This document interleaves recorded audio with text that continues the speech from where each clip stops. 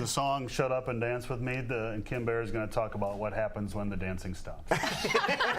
When it's no longer fun, apparently. Yeah. Yeah. So today I thought we'd talk about marital property. A lot of times people come in and they're thinking about getting a divorce, and they have an assumption that, well, I earned my 401k, it's in my name, so it's my property. And so we have to have a little chat with them about what is marital property.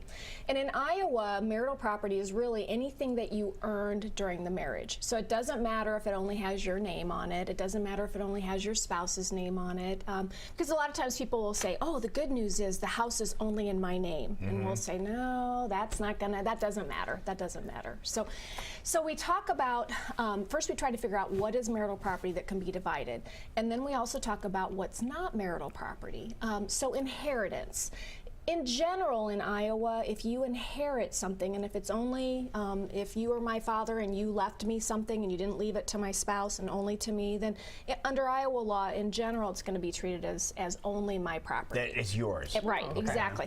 With the exception of, you know, if I decide that I'm going to use it to buy a house, and I'm going to put the house in my name and my spouse's name, Sure. or I'm going to go pay off marital debts, there is some gray area. I mean, so if I take inherited property that is just my property and I start treating it as marital property and using it for marital items, then you're kind of into a gray area. Have you now taken your separate property and are you treating it as marital property? And the same is true with regard to gifts. So we try to go through and say, all right, you know, the golf clubs. Did you give him the golf clubs for Christmas? Because if you did, then really it's his property. Gift. It's a gift. And we try not to treat gifted property as marital property. So once we kind of separate that out, you know, then we can kind of talk about what marital property is. Now, you mentioned a home. I want to go back to the home portion, because I know a lot of people, maybe they purchased a home while they were seeing somebody for a while, then they finally end up getting married. Now, how does that come into play? Because you purchased the house prior to being married, is that still considered yours, or if you were together all that time? Well, so Iowa is an equitable division state, and so the way the courts treat premarital property, something you owned before you got married, is it's really kind of up for grabs. So what we typically counsel people is, what we try to find out is what was the value at the time of the marriage and what's the value now. So let's say it was a house, and let's say it was worth $100,000, and then you and I got married, and now we're going to get divorced, and it's worth $150,000. Arguably, it's that $50,000 that's up for grabs because it appreciated during the marriage. Got it. Now, I can show you cases where the court has said, no, we're going to offset that and you can have the whole house. Because if it was yours before the marriage, you can have it. But I can also show you cases where the court says, no, you know, that's not really fair because there's not a lot of things to divide. And maybe, let's say it was a rental property, and let's say that every Saturday I was over there with you cleaning the house, and every Saturday I was over there helping to collect rent or whatever the case may be.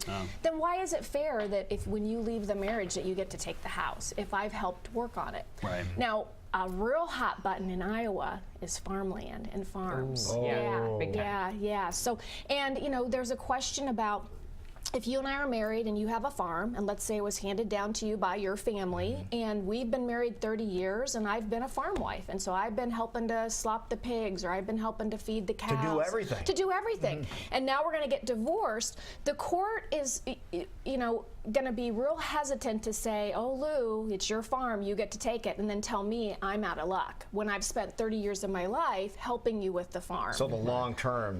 It's the long-term marriage, and it's what have the spouses done during the marriage to grow the property, you know, tend to the property. You know, now if we're talking about 401ks, where clearly I'm not doing much with regard to your 401k, and let's say you had a balance of $100,000 when we got married, and now it's $150,000, then typically we're looking at that $50,000 appreciation. But it's a gray area. So I tell people, number one, if you're not married yet and you know you're going to get married, let's do a premarital agreement. Let's do one that just sets out that what's yours is yours and what's mine is mine, and then how are we going to treat things during the marriage. And you can really have it stated that basically, can't you? Oh, you absolutely can. You know, it does this.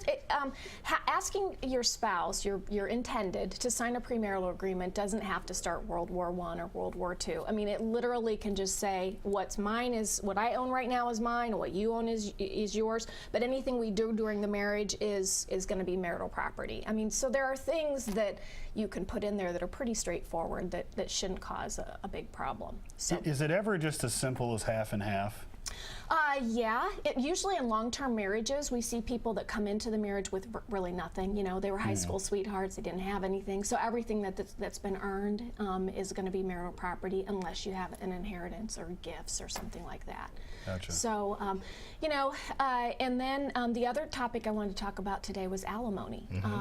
And people seem to be kind of under a misimpression that if I'm married to you and I make $50,000 and you make $100,000, but let's say we've only been married a few years and it just really wasn't a marriage made in heaven and we're going to get divorced. Well, look at Lou. I mean, of course.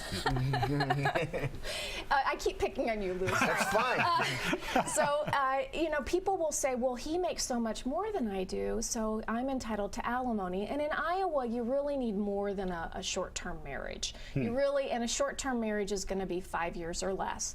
Now, because it's family law, there are exceptions to that rule. What happens if you and I get married and then, God forbid, a year into it, I find out I have a debilitating disease, or I get hit by a car and I'm disabled for the rest of my life? The courts may say, even though it's a short-term marriage, we're going to require you to pay Kim some alimony. So, but typically alimony comes up in the long-term marriage, and then disparity of income. And typically disparity of income, you need to see somebody making more than $25,000, $35,000, $40,000. Okay, and it doesn't matter which one of the two people. Okay. No. In today's world, it really doesn't. You know, and then there has to be an ability to pay. So if you make a lot more than I do, but we've got debts up to here, there might not be an ability to pay alimony. You know, so. And how long does that typically last, the alimony? You know, it depends on what, we have 3 different types of alimony, so it could be alimony that's just a couple years, it could be alimony that's 10 years, it could be lifetime alimony. So it just depends on the situation. All right, so a little complicated, but if you want to get everything So call a straightened out, professional. Yeah, call Kim, and here's how you get a hold of Kim. Pretty easy to do so.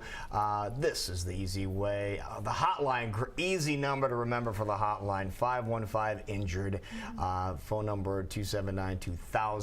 Or just stop by and make an appointment. Yeah. It's right across from Vets Memorial Auditorium. Correct, Okay. correct. Perfect. Yeah. Wonderful. Well, good seeing you. Okay, good seeing you too. All right. Thanks, guys.